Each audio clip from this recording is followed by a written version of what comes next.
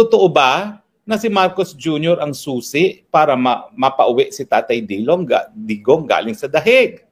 Well, alam niyo po, ako po ay least council member ng ICC. So, hindi po dapat at hindi po tama na pulaan ko ang strategiya ng isang kapwa-abogado. Pero alam naman po natin na talagang sinabi ng abogado ni Tatay Digong na 101% mapapauwi si Tatay Digong kung siya iimbitahin ni Marcos at sasabihin niya kung bakit hindi naman banta sa kanya ang Tatay Digong at kung bakit dapat siya pauwiin at hayaan ng mamuhay na mapayapa dyan sa Davao. Pero ang tanong, bilang dating tagapagsalita ni Tatay Digong, sa tingin ko ba ay makikiusap o dapat na makiusap ang kahit sino kay Marcos Jr. para siya ay mapauwi sa Pilipinas? So hindi ko po i-discuss yung stratehiyang legal na ang tunay na anyo ay politigal. Dahil ang sabi nga ng abogado, kakausapin niya si Marcos. No? Pero ang aking i-discuss ngayon bilang tagapagsalita, dating tagapagsalita ni Tatay Digong, tama ba na humingi tayo kay Marcos Jr. na pauwiin si Tatay Digong sa Pilipinas? Siguro naman alam nyo kung anong aking sagot. Hindi, hindi, hindi. Si Marcos Jr. ang nagpakidnap at nagpadala kay Tatay Digong sa dahig at hindi siya makikiusap kay Marcos Jr. na siya ipauwiin sa Pilipinas.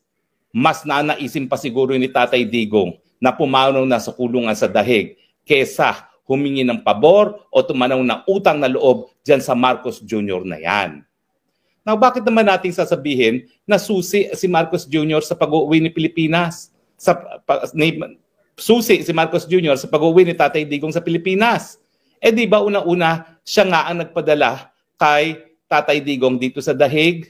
Malinaw na malinaw ha, doon sa hearing na ginanap ng Senado. Bagamat sinasabi ni Secretary of Justice Remulla na siya talaga nag-utos, ano ba naman yan? Qualified political agency dahil siya ay alter ego ng presidente, talagang desisyon niya ng presidente. At pwede ba naman yun, nakalihim lang magdesisyon na talagang magpadala sa dating presidente Duterte sa dahig, bagamat merong malinaw na proseso na nakasabi mo mismo sa Rome Statute kung paano mapapadala sa dahig ang mga akusado na may warrant of arrest. Di ba? Puro kasinungalingan nga sinasabi nila na sila daw ay sumusunod sa Red Notice Alert ng Interpol. In the first place, wala namang Red Notice Alert. Ang meron lang ay diffusion order na ang diffusion order ay isang request sa mga karatig bansa o sa mga iba't ibang bansa sa daigdig humihingi ng tulong para arestuhin na isang tao. At ito ay nanggagaling mismo sa bansang Pilipinas. Paano ba namang didinggin ng Pilipinas ang sarili niyang pakiusap sa mga bansa sa daigdig na hulihin si Tatay Digong? Di ba kalokohan yan? At siyempre uulitin ko sa Article 59 ng ICC, malinaw na malinaw pa sa sikat ng araw nang dapat na ginawa kay Tatay Digong bago siya pinadala dito ay hinarap sa lokal na hukuman. At ang gagawin ng lokal na hukuman ay sisiguraduhin na yung karapatang pantao ni Tatay Digong ay hindi malalabag at sisiguraduhin na hindi malalabag ang soberenya ng bansang Pilipinas.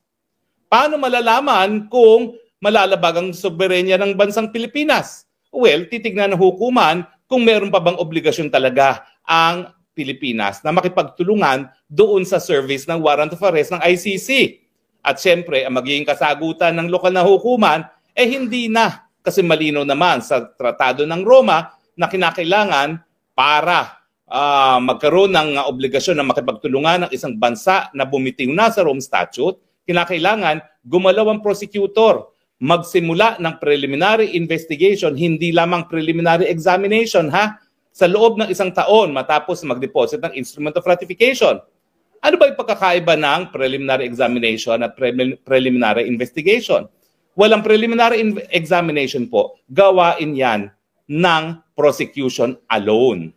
Hindi siya humihingi ng kahit anong permiso sa hukuman.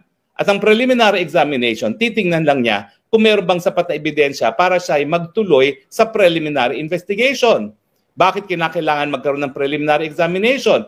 Kasi hindi po pwede na ang prosecutor alone ang magdedesisyon kung tutuloy siya sa preliminary investigation. Bakit? Dahil kinakailangan humingi siya ng abiso sa hukuman mismo para siya ay makapagsimula ng preliminary investigation. O, anong saad sa Rome Statute para magkaroon tayo ng obligasyon na makipagtulungan pa sa ICC matapos tayong bumitiw, kinakailangan yung jurisdiction ng hukuman ay in-invoke ng prosecution 1 taon matapos bumitiw sa pagiging miyembro sa ICC. At kailan mo ba hihingi ng jurisdiction ng hukuman? Ang preliminary examination, wala pa naman pakialam ang hukuman dyan. Yan ay desisyon ng prosecutor alone. Hindi niya kinakailangan humingi ng kahit anong permiso sa hukuman.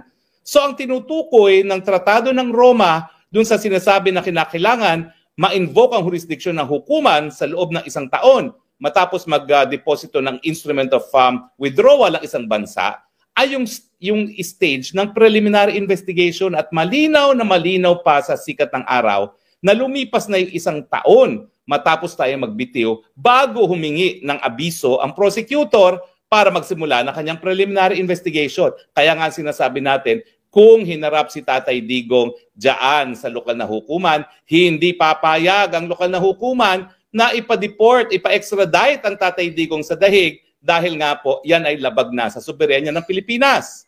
Bakit lumalabag sa soberenya ng Pilipinas kung ipapadala sa ICC na tapos na yung 1 taong palugid? Kasi nga po, kabahagi ng soberenya yung kapangyarihan ng jurisdiksyon. Yung kapangyarihan na maglitis ng lahat ng krimen na nangyayari sa kanyang teritoryo, yan ay kapangyarihan lamang ng isang soberenyang independyenteng bansa. Hindi po yan sineshare. O pwedeng i-share nga sa pamamagitan ng tratado, pero pasod na nga po yung tratado. So kinakailangan, sundin natin ang nakasaad sa ating saligang batas na ang kapangyarihan ng hudikatura ay nakasalalay lamang sa isang Korte Suprema at iba pang mga mababang mga hukuman na binuo ng Kongreso. So dahil hindi nga po dumaan dyan ang Tatay Digong at dahil sa pilitan na siya ay isinakay sa eroplano at dinala sa dahig, dumating sa dahig na hindi alam ng ICC na nandyan na siya.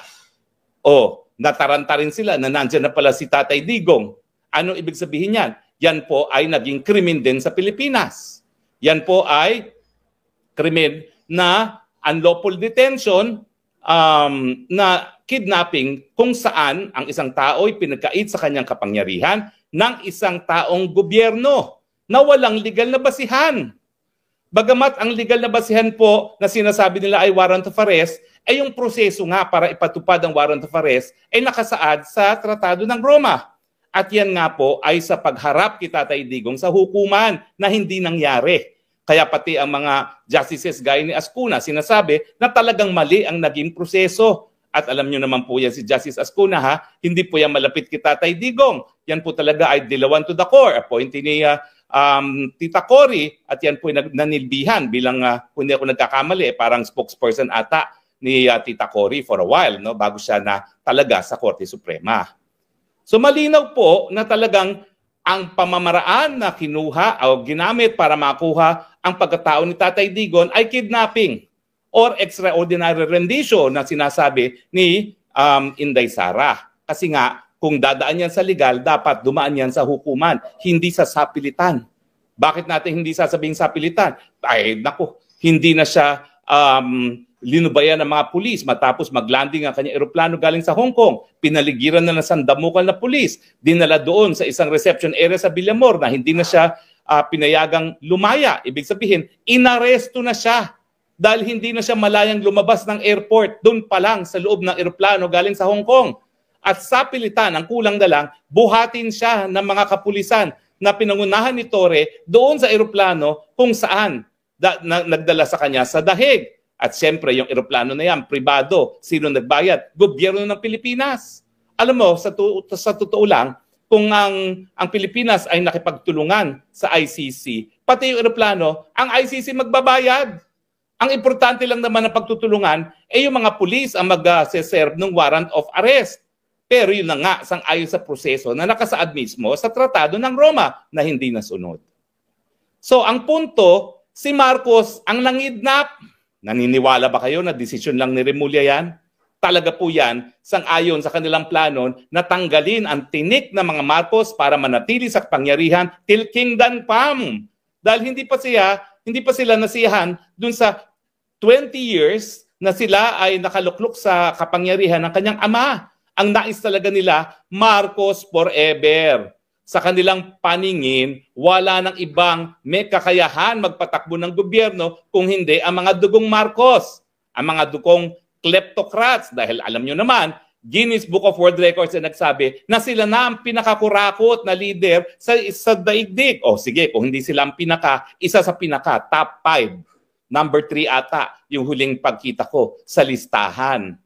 Di ba nakakahiya yan? At sa ngayon po, meron pang danyos na inaward laban sa estado, sa estate nitong si Marcos Sr., 2 billion. At itong si Marcos Jr., hundreds of millions of dollars. Kung di ako nagkakamali, nakakalimutan ko yung exact amount. Pero hundreds of millions of dollars in contempt dahil hindi nga sinasabi ni Marcos Jr. bilang executor ng estate ng kanyang ama kung nasaan yung mga nakaw nilang yaman. Bakit? Sa tingin nyo ba may piso dyan na kayamanan ng Marcos na hindi ninakaw? Saan nila kukunin yung bilyon-bilyon na yan? Mahigit kumulang halos 1 bilyon na nga na-recover natin sa Switzerland alone. Ang malungkot, sang-ayon dun sa libro ng aking kamag-anak na si Jovi Salonga, hindi talaga sila nakapaghanap ng tagong yaman dyan sa Amerika dahil pinagbawalan sila ng gobyerno ni Ronald Reagan na siyang presidente ng mga panahon na yon. Ang buong akala nila, si Ronald Reagan na ang maghahanap ng mga ninakaw na yaman galing sa bayan at ibibigay sa Pilipinas gaya ginawa ng Swiss government na idinaan sa hukuman ng Switzerland pero yung paghahanap ginawa na ng gobyerno ng Switzerland. Wala namang ganung ginawa mga Amerikano. Bakit? Kasi alam nyo naman, naging matapat na tuta ng mga Amerikano itong si Marcos Jr. Marcos Sr. Oo, tuta rin si Marcos Jr. gaya ng ama niya. Pero nung nabubuhay si Marcos Sr., kaya naman tumagal yan sa kapangyarihan, bagamat siya ay napakakurakot, bagamat siya ay talagang lumalabag sa karapatang pantao, sinupil ang karapatan ng mabuhay, sinupil ang karapatan ng malayang pananalita, binuwag ang Kongreso, kaya naman siya tumagal dahil sa suporta ng mga Amerikano. Bakit? Dahil ng panahon ng Vietnam War, pinagamit niya ang Subic at Clark sa mga Amerikano. Ginawa niyang unsinkable aircraft carrier at destroyer ship ang Pilipinas sa pamamagitan ng Subic at ng Clark. Kaya siguro bilang reward, bilang dog food sa kanya ng mga Amerikano, hinayaan siyang mabuhay in exile saan? Sa Hawaii, teritoryo ng Amerika, at hindi ibinalik sa Pilipinas ang mga tagong nakaw na yaman dyan sa Amerika. Kaya nga pati ang mga Amerikanong mga huwes ang nag-contempt kay Marcos Jr. dahil sigurado sila, alam ni Marcos Jr. kung nasaan ang mga nakaw na yaman sa Amerika. At dahil nga sinusuway niya yung order ng hukuman na sabihin na nasaan yan para pambayad dun sa 2 billion in judgment sa mga biktima ng paglabag ng karapatang patao sa martial law, yan, meron siyang, kung hindi ako nagkakamali, $700+ million. No? Pero i-check ko po ha. Check na nga natin ilang beto. Para tayo accurate, baka sabihin na naman nila fake news. Pero hundreds of millions po talaga yung kanyang contempt. No? How much? Okay, ito ha. Sandali ha. How much is civil contempt? No? Tignan po natin kung magkano contempt of Marcos Jr. in America. Okay, ayan ha. Habang tinatanong po natin para sigurado tayo, pero kung di ako nagkakamali, parang either 300 o 700 million, no? Ayan, okay.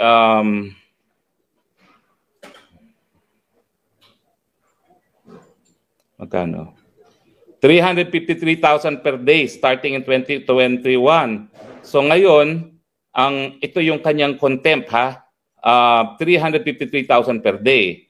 Now, pero kung i-apply yan from 2011 until today, ang kanyang civil damages na, ang kanyang contempt is $1.7 billion. Oh my gosh. $1.7 billion na pala ang kanyang civil contempt sa Amerika. Akala ko 700 million lang, pero kada araw pala na lumilipas, lumalaki yung contempt. Mantakin niyo yan, siguradong-sigurado ang hudikatura ng Amerika na may tagong nakaw na yaman sa Amerika na hindi pinayagan ng administrasyon ni Reagan noong mga panahon na yon na mahanap ng PCGG except sa 4 na building. At alam niyo ba, ang nabalita ko, isa sa 4 na building ngayon ay naging Trump Tower. Pero i-verify po natin yan. Ha? I-verify natin yan. May nagsabi lang sa akin. No?